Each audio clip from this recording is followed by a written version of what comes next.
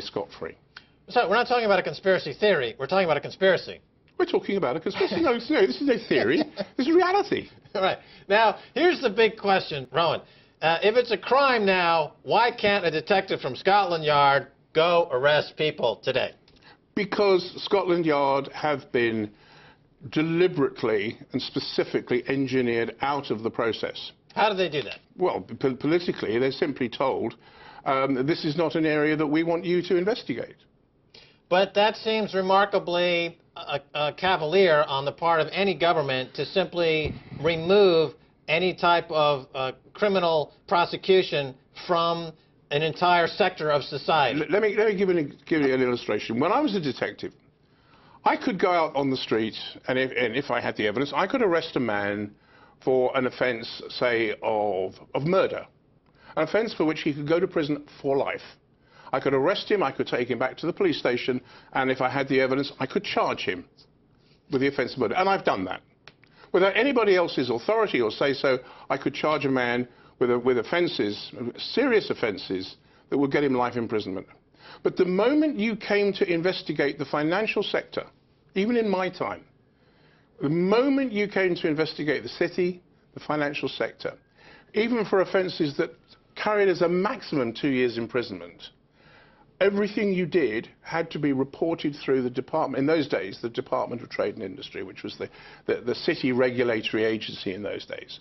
You had to report it to the Secretary of State, and he had to say whether or not these people could be charged. So there was always a level of political oversight about what was going on over there, so that Mr. Plod wasn't allowed to exercise his authority unfettered. It's always been the same, and it will always stay like that. This is Britain. It's the way we do things. So do the police in this country know that when they're being asked to cut back on wages and when they're having their pensions stolen from the City of Wall Street, this is on behalf of their agreement, then, to not prosecute their terrorists? In other words, there is a notion that these are acts of financial terrorism, and, in fact, that the current government is allowing terrorism in the state to occur unchallenged. Financial terrorism. They adhere to an ideology not unlike any other extremist or terrorist, and it's being allowed to thrive here in the city. Do the police, are they upset that the government is giving their blessing to terrorism right here in London? Well, are they upset about it? I probably have to sort of kind of step back from the word terrorism. It's a phrase you use. What would you call it? Either terrorism or pedophilia? No, what are you more comfortable with? Because these people are being raped financially, and Scotland Yard's doing nothing. No, it's not that. I call this organised crime. Well, why aren't they doing anything? Because they are not being allowed to.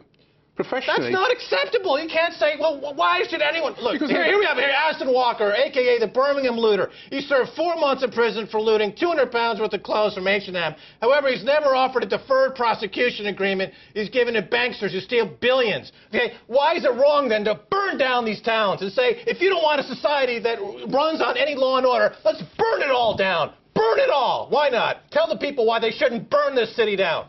Well, I think there's no law and order. You can't.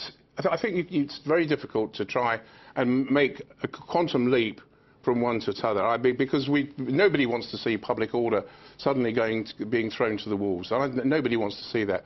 But what I think people do want to see is a far greater degree of aggressive, dynamic prosecution being brought against the city banksters, the people who I say are organised criminals. They're committing organised crime. I have written many times that what we need in this country, certainly in the United Kingdom, we need a series of targeted prosecutions of chief and senior executives of financial institutions.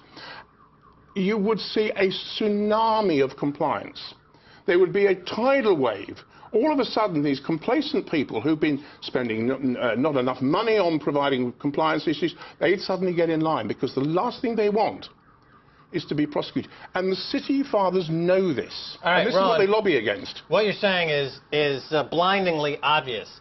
And the only conclusion one can make is that the current government, David Cameron, is a corrupt scumbag. All right, listen, Ron, we're out of time. Thanks so much for being on.